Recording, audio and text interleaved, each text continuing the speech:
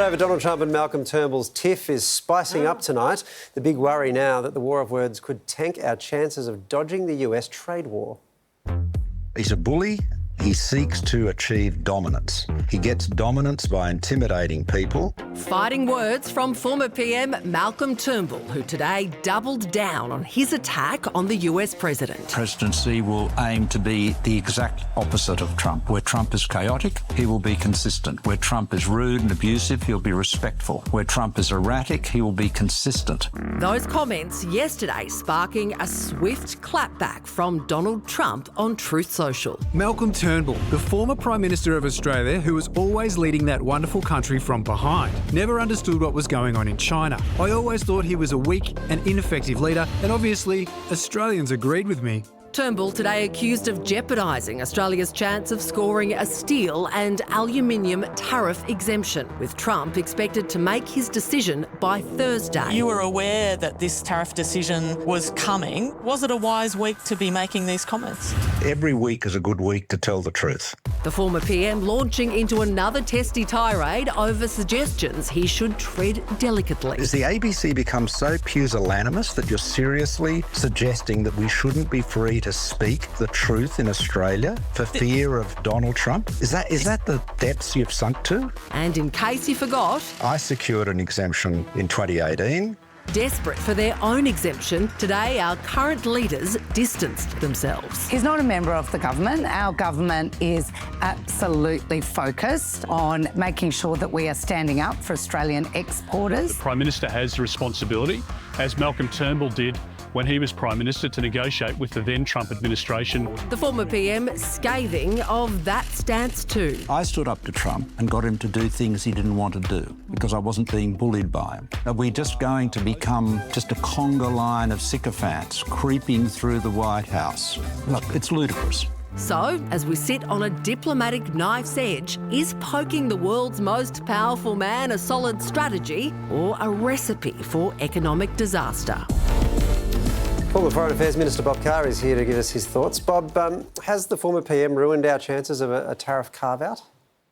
No, the view in Canberra was that President Trump was moving in the direction of increased tariffs without exemptions, that he was never going to exempt anyone. He did that last time. He doesn't think it worked. And all his advisors were united in telling him you can't exempt anyone, and that includes Australia.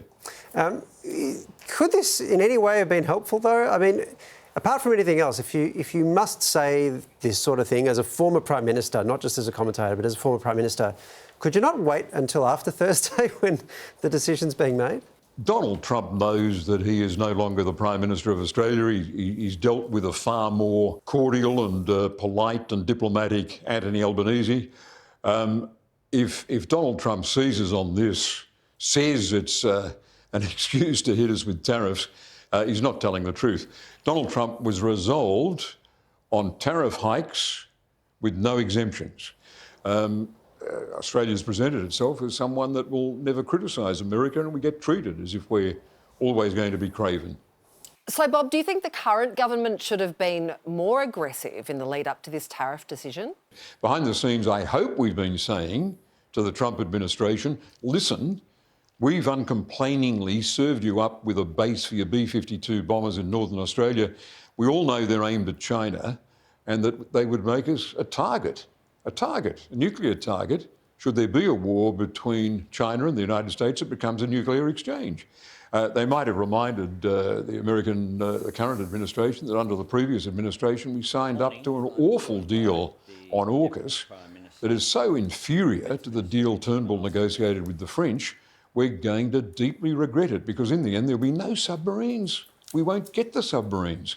Talking truth to the Americans but behind closed doors is something I hope we've done.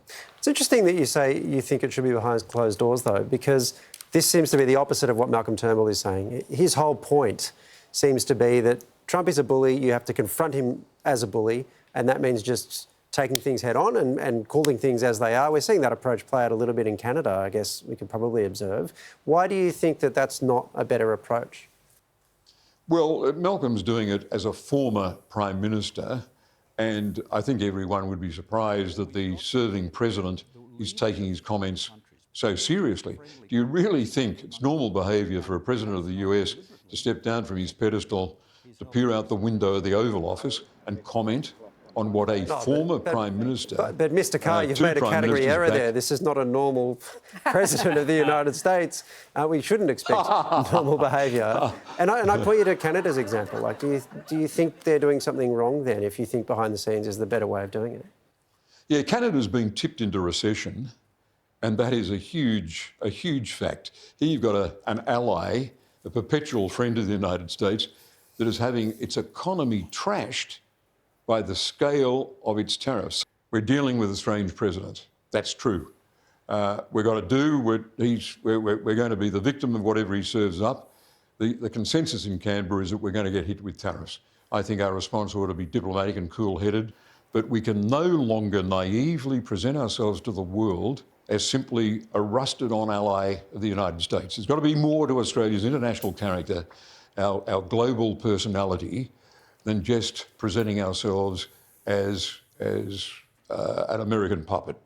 Bob Carr, it's always a pleasure. Thank you very much for your time. Okay, anytime. Let's get